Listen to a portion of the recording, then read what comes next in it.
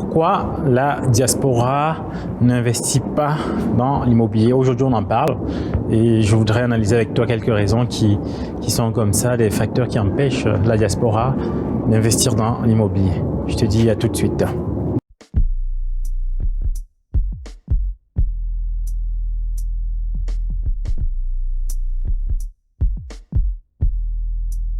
Bonjour et bienvenue sur la chaîne Immo Diaspora, la chaîne qui a pour but d'encourager la diaspora à investir dans l'immobilier. Et je voudrais parler avec toi de quelques freins qui empêchent comme ça la diaspora de profiter des opportunités qui existent dans le domaine de l'immobilier. Le premier frein, c'est l'ignorance. L'ignorance, au sein de la diaspora, j'ai constaté que beaucoup sont ignorants de ce qui est possible et beaucoup ont des pensées limitantes face à tout ce qui est immobilier et comme ça, n'arrivent pas à se projeter, n'arrivent pas à se positionner et se contentent simplement pour les plus avancés à acheter leur résidence principale et voilà, et à s'arrêter là, ou pour certains n'ont à rester en location peut-être dans les logements sociaux, je sais pas trop. Et alors qu'il y a possibilité de faire mieux, de faire plus, il y a possibilité de se bâtir un patrimoine. Donc il y a cette ignorance-là qui empêche la diaspora d'agir. Et le but justement de cette chaîne, c'est de lever au travers des exemples, de mon exemple. Et je compte justement comme ça passer aussi plusieurs autres, quelques-uns de la diaspora que je connais, qui sont dans l'investissement immobilier, pour montrer en fait que c'est possible pour ces diasporas-là de faire des choses intéressantes et de se positionner comme ça aussi et se bâtir un patrimoine.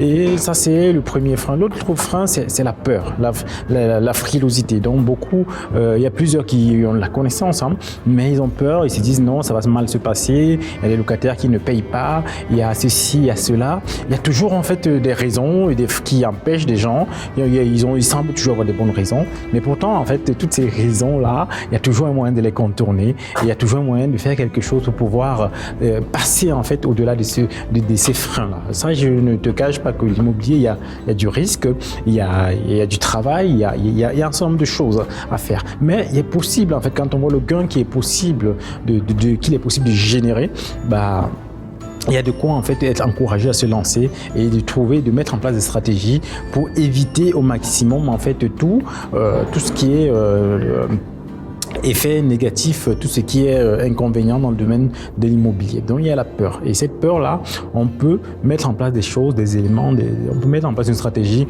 pour pouvoir faire tomber cette peur. L'autre facteur que je pense, c'est le fait de se dire je vais bientôt, mon projet c'est de rentrer en Afrique, ça ne sert à rien d'acheter, de rentrer en Afrique, de rentrer dans mon pays, ça ne sert à rien d'acheter ici alors que je vais rentrer. Ça peut sembler comme ça être beau, mais il y a deux choses. Il y a souvent, pour certains, ce projet ne se réalise pas parce que les situations de la vie font que après 10 ans, ceux qui disent qu'ils vont rentrer, mais moi, je pensais, je pense, et j'ai le projet de rentrer, mais après un certain nombre de temps, il y a des choses qui font qu'on n'arrive plus à rentrer. Donc, tout ce temps que tu as perdu à dire non, je vais rentrer en Afrique, je vais investir en Afrique, je vais faire des choses ici dans mon pays, finalement, tu te rends compte que tu n'as ni rien fait là-bas et tu te rends compte que tu n'as rien fait ici. Donc, tu es perdant sur toute la ligne. Alors que tu peux commencer ici, même si tu rentres dans 5 ans, ce que tu auras fait aura peut-être pris de la plus-value, ou alors tu te seras généré, comme j'ai expliqué dans une autre vidéo, une épargne, tu peux revendre et récupérer cette épargne-là et rentrer. Donc, c'est pas un frein, ça ne doit pas être un frein de se dire je vais rentrer, donc ça sert à rien d'acheter ici, d'investir ici. Achète et le jour où tu rentres, tu peux soit revendre, ou tu peux soit laisser en location, en gestion. Il est possible en fait, il y a des agences, il y a des gens qui ne sont pas en France, qui font gérer leurs biens à distance. Donc tu peux laisser en gestion ou il y a des possibilités. Donc il y a certains qui se disent je vais rentrer. Donc il y a certains qui ne rentrent jamais, donc c'est perte de temps. Il y a d'autres qui rentrent, mais la solution c'est tu le mets en gestion ou tu le revends. Donc que ce ne soit pas pour toi un frein à te lancer dans le domaine de l'investissement. L'autre point, c'est le crédit. Je me rappelle, il y a quelques années, moi, je me disais, j'avais ce facteur limitant, j'avais cette peur du crédit parce que pour moi, c'est le crédit, c'était quelque chose, je voyais ça comme un poids. Je voyais ça comme un poids sur moi. Je disais, waouh, un crédit, je vais prendre un crédit pour de 200, 300 000 euros. Quand je convertissais encore en francs CFA, je voyais encore, 200 000 euros, 300 000 euros, ça fait 200 millions. J'aurais 200 millions de crédit. Donc, pour moi, c'était un poids et je me rappelle, j'ai un ami, aujourd'hui, quand je lui parle d'immobilier, il sourit parce qu'il se rappelle que je lui disais toujours, jamais je vais faire un crédit pour acheter une maison, jamais, j'étais comme ça.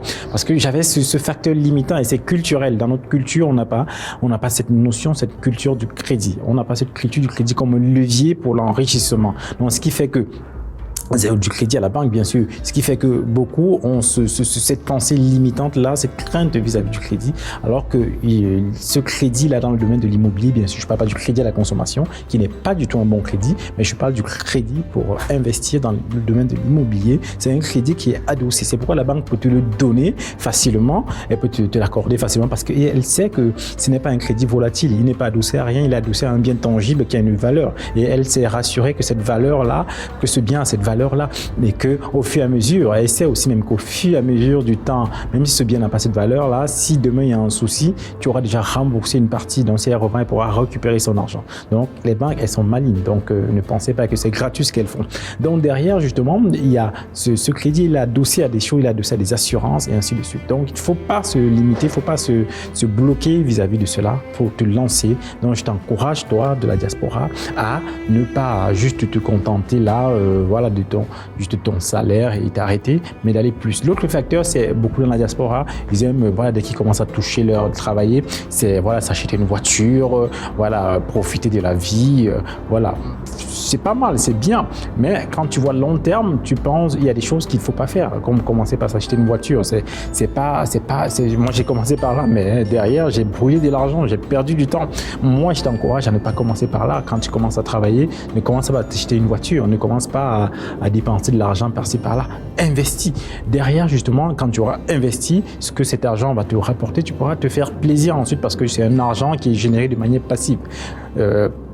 Qui est généré de manière passive. Donc, investis, lance-toi dans l'immobilier, cherche de l'aide. Moi, dans cette chaîne, mon but, c'est vraiment d'aider, d'accompagner.